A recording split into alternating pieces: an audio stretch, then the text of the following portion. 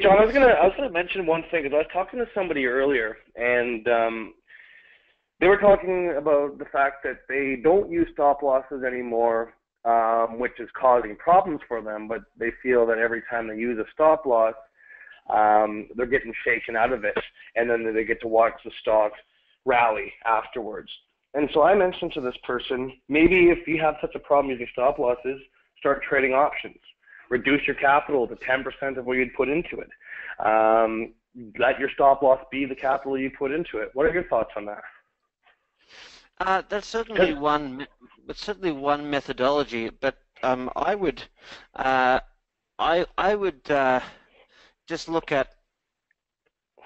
I mean, stop losses is a risk management, and stop losses are there for a reason, because it's telling you where where a trade is disproven. But what you may want to be more vigilant about is there's nothing at all wrong with being stopped out.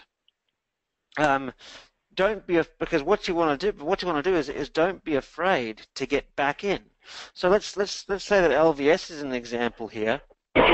Let's say that if I was holding stock or option and had a stop loss on LVS, I would have been out of it already. Right. Now, so let's say that the stock rallied up to $62.30, and you thought, right, that's the end of that one. What's wrong? But you're still feeling confident of the trade. What would be wrong with then putting in an order to get back into it if it broke below 61?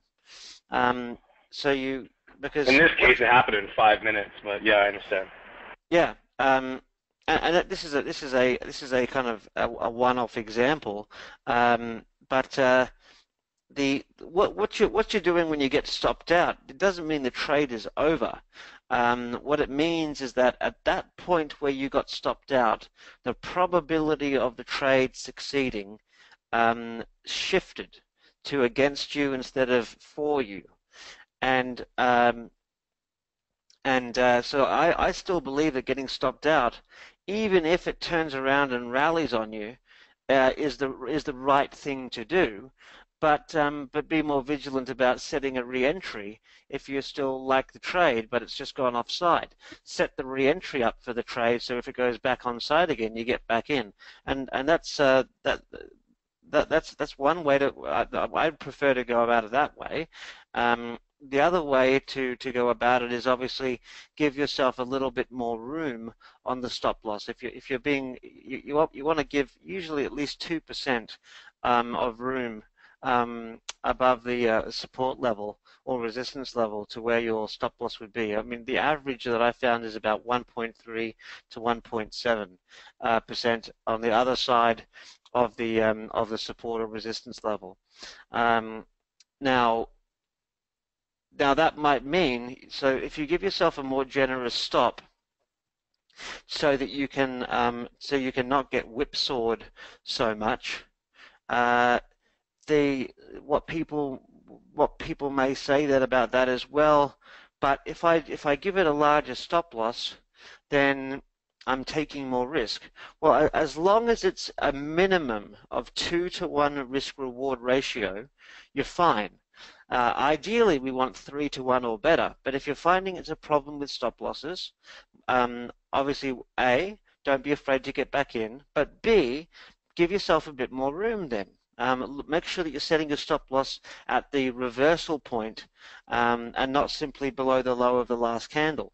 And we've talked about that quite a fair bit, that, resistance, if a stock is going up,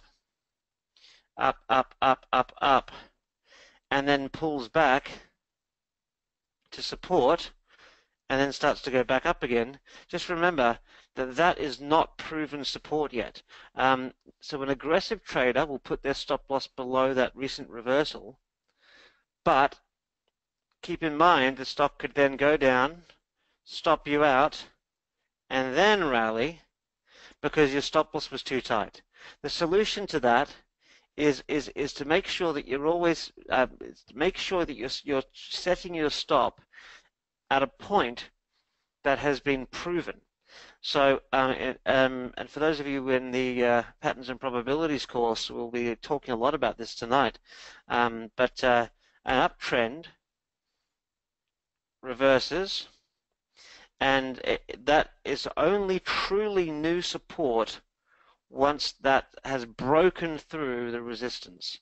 It's a battle between support and resistance, and we only know that this is valid once it has broken the resistance above, and that is when you update the stop, or that is where your stop loss would be if you were entering up here.